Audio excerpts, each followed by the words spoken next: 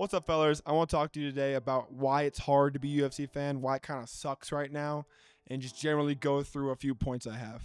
And as my first point, as a fan of the sport, I feel like it's really hard as a UFC fan to watch non-entertaining fighters and inactive fighters become champions and have a lot of success in the UFC. It very much bothers me. If you put a fucking gun to my head and you look at me in the eyes and you go, I want you to tell me that you want Bilal Muhammad to be champion really bad, I'm telling him to pull the fucking trigger. I can't. It's, for one, he's very inactive. And you can't say, oh, he's injured. I know he's injured. He was inactive beforehand, right? And it's really hard for me to watch, someone like Bilal be a champion and hold up a division. Just like kind of John Jones is doing at the moment as well. Very inactive, fights once a year at the very most, and refuses to fight someone like Tom Aspinall, who he's been needing to fight 4 years now. You can also include a guy like Magomed Ankalaev in that list. He also doesn't fight often. Very boring grappling. I like him on the feet. I can't say he's not a fun striker, but I can't say he also implements it enough or takes enough risks to be considered entertaining. Is it a skill to learn how to grapple? Absolutely. Is it bad that some fighters are lacking it? Absolutely. But is it hard to watch someone that can't take someone down implement their game plan by holding them on the cage for a 6-minute period in a 25-minute fight? No, it's fucking abysmal. It's really hard to watch, and nobody wants to see that. Keep in mind, there are entertaining grapplers like Khamzat Chimaev, Tom Aspinall, Jailton Almeida, right? Some people disagree with Jailton Almeida after the Derek Lewis fight, but I generally consider him to be a pretty entertaining grappler. Excluding those guys, most grapplers can't seem to implement their game plan very well when it comes to guys that have really good takedown defense. And I think that's something that is really hampering a lot of really good UFC fights, such as like Jose Aldo, Murad Valashvili, Magomed Ankalaev versus Alex Pereira, which we just saw this last weekend. There's a lot of fights like this that are absolutely bothersome because the referees don't have this specific instruction to stop the fight. They have to sit there in this gray area and decide, is this boring enough to where I can stop it and make them fight in the middle of the cage again? Which is fucking dumb. And I'm all for clinch work. If you're working on the cage to get takedowns, chain together some wrestling, get some significant strikes off, land some good power shots, awesome.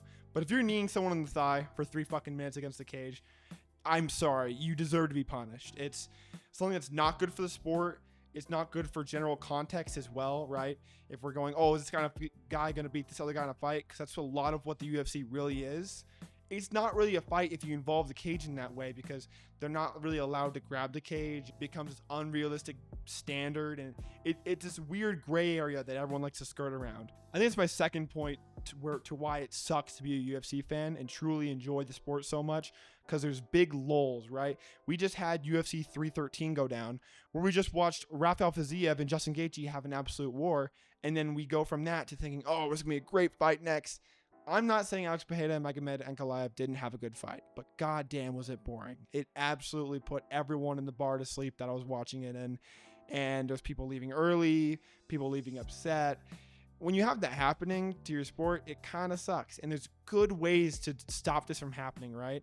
But the UFC seems not keen to implement them. But before I get into that, I want my third point to be very clear that one of the huge issues as being a UFC fan, right, to watch this sport and enjoy it, is the judging. The judging is absolutely abysmal in the UFC. You've got a lot of examples of it, and a lot of examples of close calls where judges were just completely biased and had no reason to score a fight a certain way and did anyways. You've got Paddy Pimblett, Jared Gordon. I don't know how you score that fight for Paddy Pimblett. I do like Paddy Pimblett. I think he's improved. I'm glad he won that fight because it has propelled his career in a good way. But do I think it was right or just? No, absolutely not. Not to mention Nasrat Haqparast has won 2 fights in a row by horrible split decisions. He should have never gotten close to winning.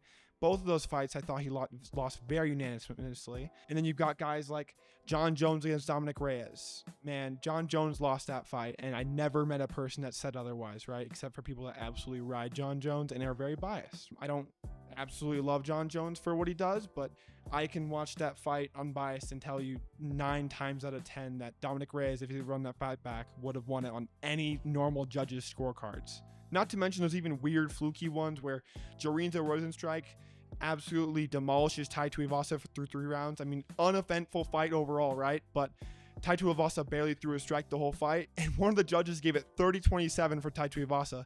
Thank God the other two judges were there to stave off this absolute idiot, but regardless, the fact that's even a problem is ridiculous, and these judges are unpunished entirely. It shouldn't be implemented in the UFC to where these judges can do these sort of scorecards with no reasoning and get off scar-free.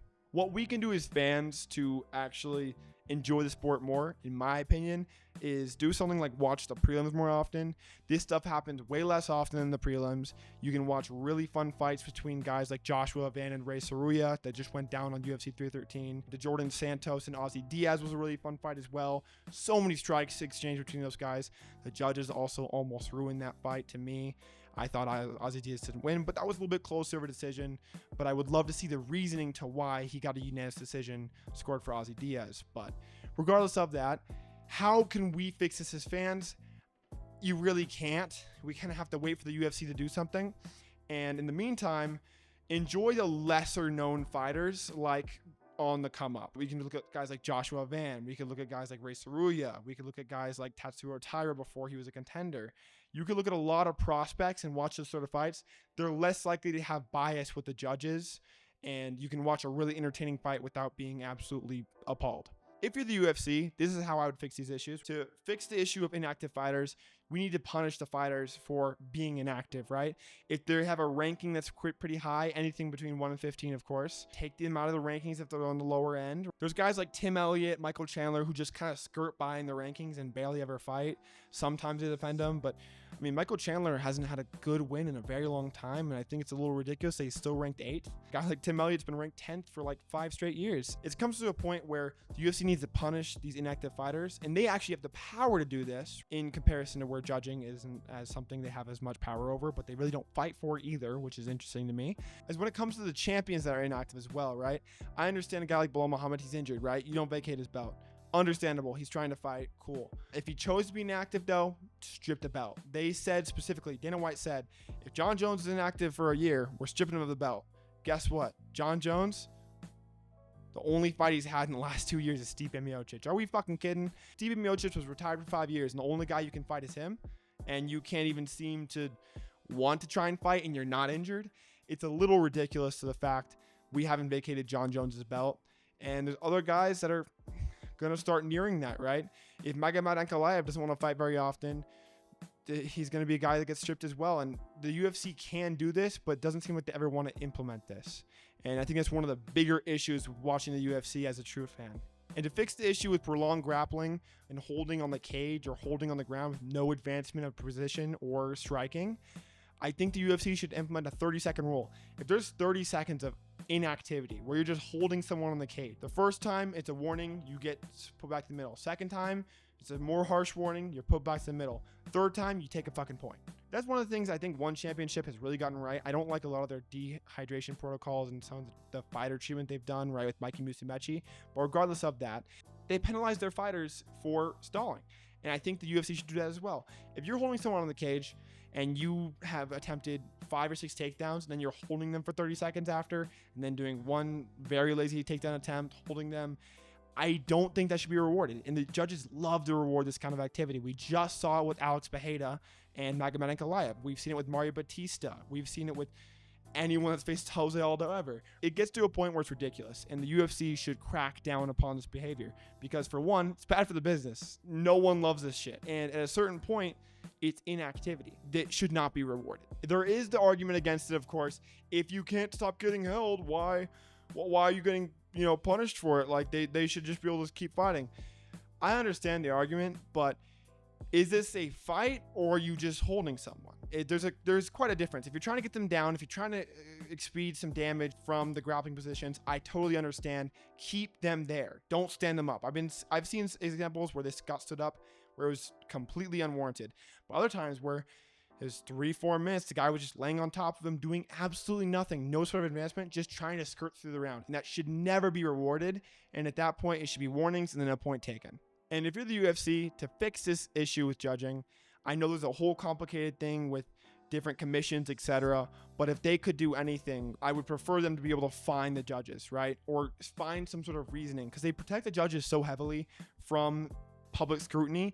And I understand, because some of these guys be giving death threats to some of these judges. Saldi Amato, prime example, right? Derek Clearly, another prime example. I know these names not because I want to, but because I've seen so many horrible judge scorecards. I mean, I don't understand what they're watching sometimes. I think they're looking at the phone, they look up, last second, oh, he's up on his feet, this guy's walking backwards. Okay, we'll give it to him.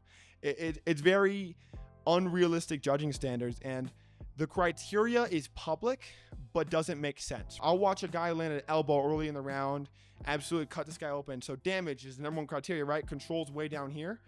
And then you'll see the guy get controlled for the last 2 minutes of the round after getting pieced up, and they give the guy with the control the round. I mean, the judging doesn't make sense to a large extent.